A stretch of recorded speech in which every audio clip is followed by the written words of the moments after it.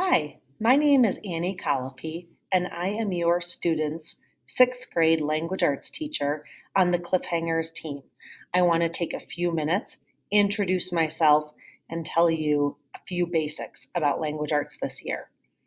Most of all, I want you to feel comfortable reaching out to me, asking questions directly, and developing some type of communication um, as we navigate through this hybrid schedule. So, a few things about myself. I have been here at Rocky Heights for 3 years, and I spent the first 18 years of my career teaching in Manitou Springs. I taught seventh grade language arts primarily, but I did a little bit of eighth grade and I coached sixth through eighth graders. I've really enjoyed having sixth graders here. 2 years ago, I moved to Denver after I got married, and it's just been an awesome transition. Rocky Heights is such a great place. I'm a teacher and a coach. Right now, I coach girls basketball here and possibly girls volleyball if we're able to have a season. In Manitou, I also coach cross country and track. Hope to get back out to those sports at some point here at Rocky Heights, as it's great to be, outdoors with kids. I have a stepson who is in eighth grade, and it's been so eye opening having him teach me what it's like to be a middle schooler from his perspective and see what he does really well on and what he struggles with too.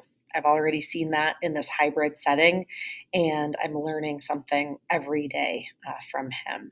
But he's a great kid, loves sports, so I spend a lot of time at his games and activities and driving him around to practices, as I'm sure many of you understand. I love middle school kids, that's why I'm here. English language arts is a passion of mine, and I just think it's such an important, great subject to teach. The curriculum. I mean, I could talk forever about this, but I feel like it's kind of the most boring part of this presentation. Um, Basically, language arts is reading, writing, vocabulary work, usage of our language, and communication. So, we're going to work through units that align with the Colorado State standards and what other sixth graders are doing here at Rocky Heights. I will use a textbook called Rev It Up for vocabulary instruction. You should start to see kids working on that vocabulary in about a week or two from now. Dailygrams are a way in class, most of all, that kids practice some daily grammar skills, sentence combining, rules of the language. It's a great quick check in and way to keep talking about the rules that students should know in their writing.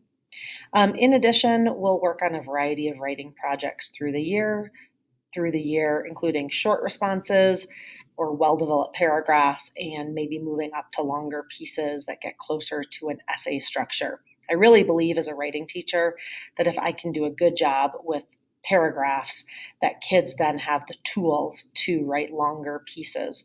So even if you don't see kids working on essays all of the time, but they're writing well developed paragraphs, those skills translate as they move on to essays.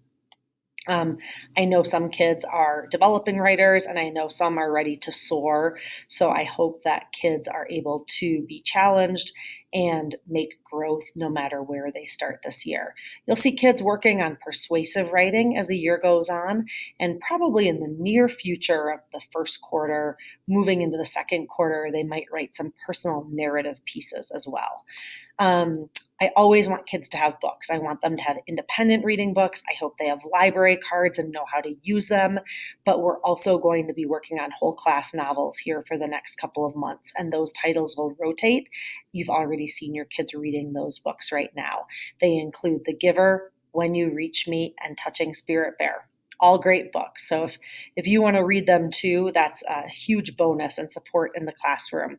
I'm still figuring out exactly how our reading logs are going to work this year and how they'll look in the hybrid schedule, but ask your kids what they're reading and if they're writing some summary sentences right now on their reading logs. I'm not too worried right now about you signing off on those reading logs as I'm checking for understanding in other ways.